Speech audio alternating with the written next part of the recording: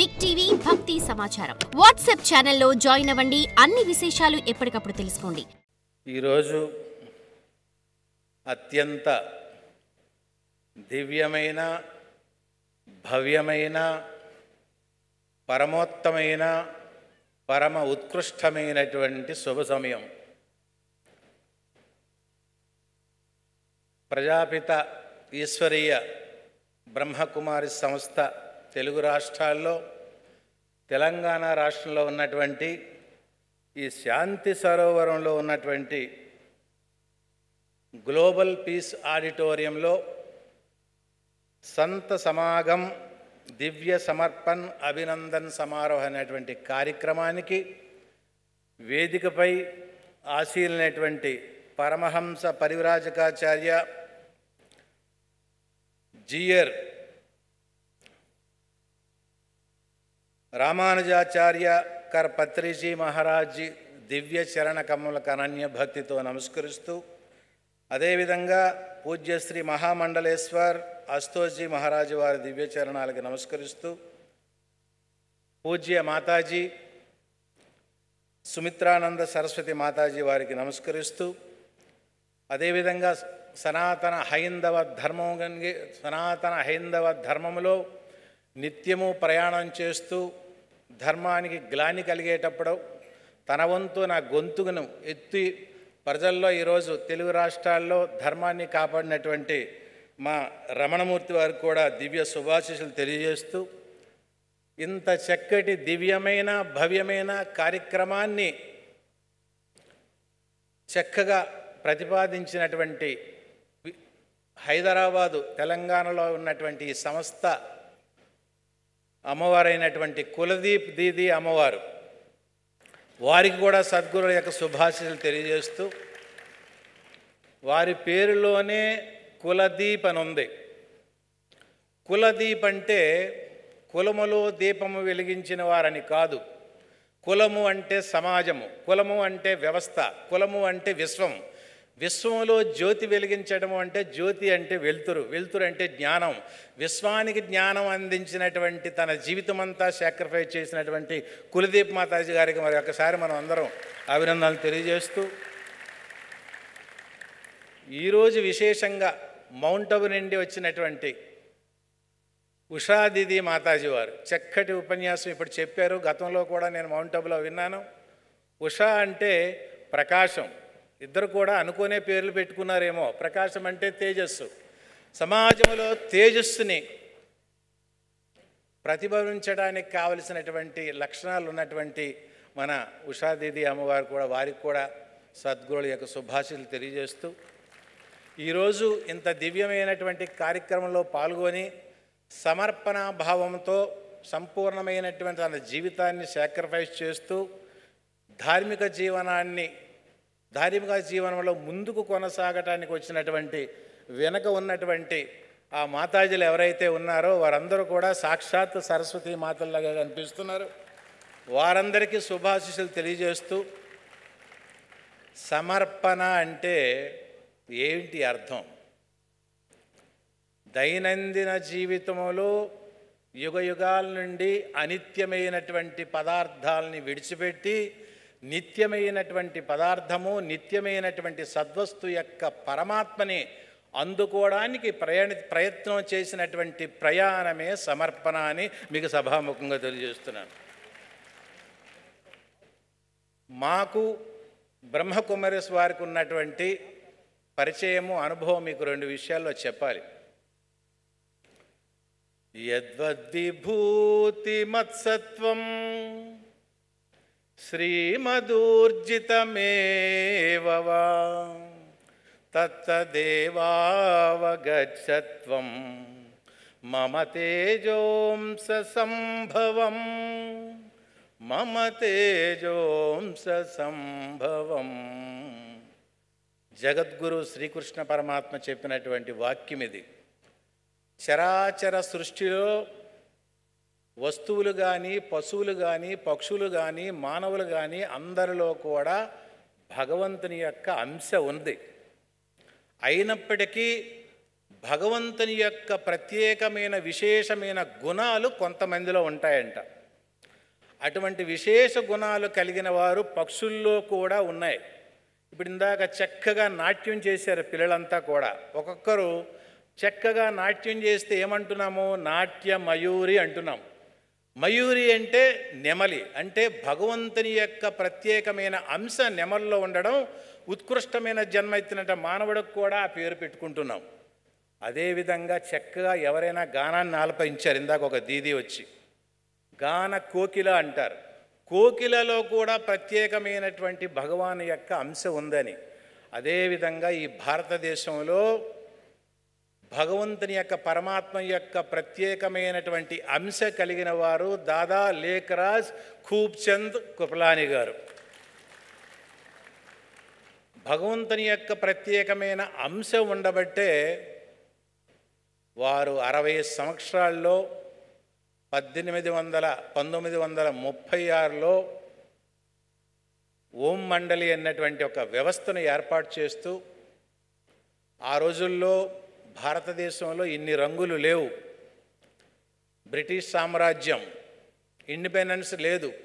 British వారి పరిపాలనలో కూడా హైదరాబాద్ నగరంలో జన్మించి కలకత్తా నగరం వెళ్ళి అక్కడ బంగారం వజ్రాల వ్యాపారం చేస్తూ జీవితంలో వచ్చినటువంటి ఆదాయాన్ని ధార్మిక ఒక సంస్థ ఏర్పాటు చేస్తూ ప్రజల్లో జ్ఞాన చైతన్యం కలిగించాలని పూనుకున్నటువంటి వ్యక్తి దాదా లేఖరాజు గారు.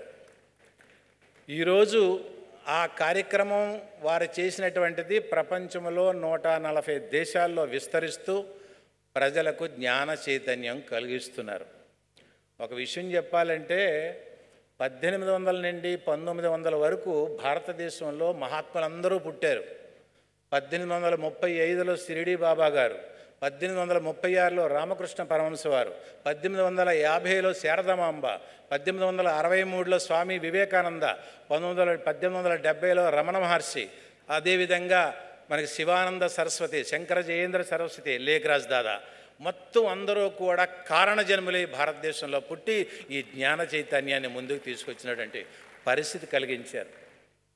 అయితే అటువంటి సందర్భంలో ఇందాక మాతాజీ వారు అన్నారు, భారతదేశం యొక్క జాతీయ పతాకములో కూడా తెలుపు రంగు ఉంది.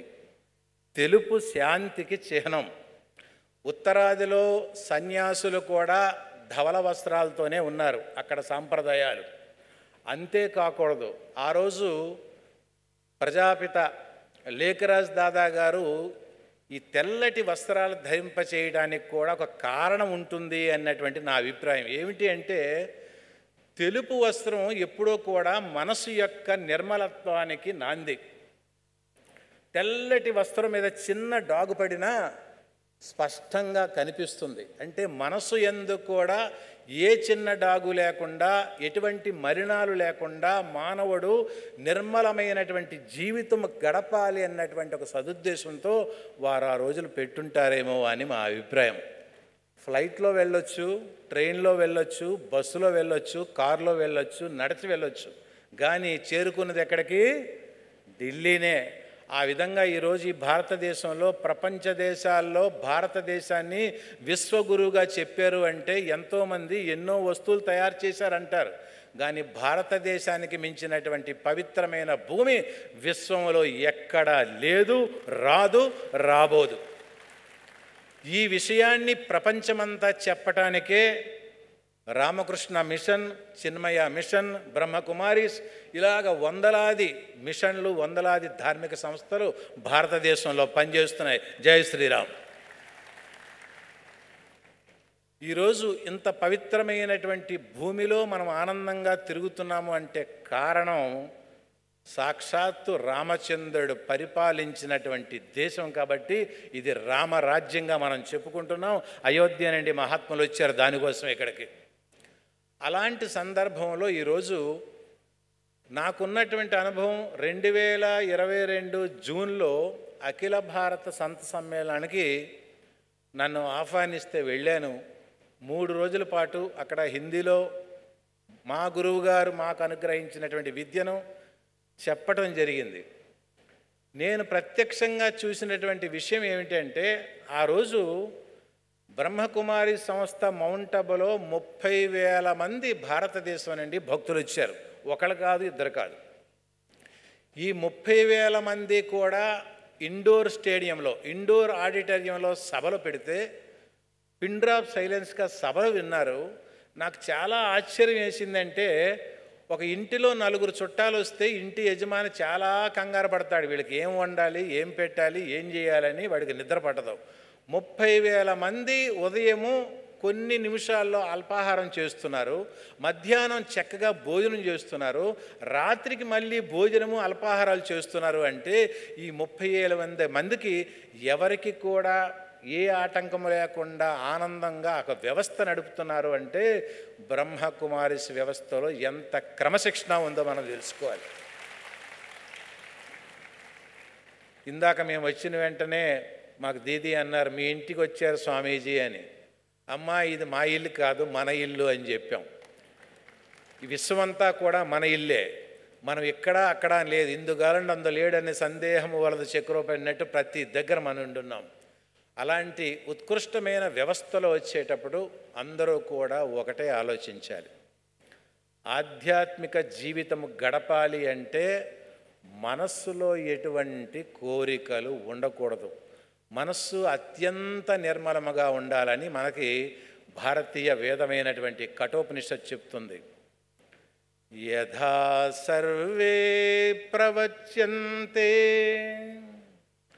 కామాయేస్య హృది శ్రితాః అదమర్త్యో మృత్యో భవత్యత్ర బ్రహ్మ సముష్ణతే.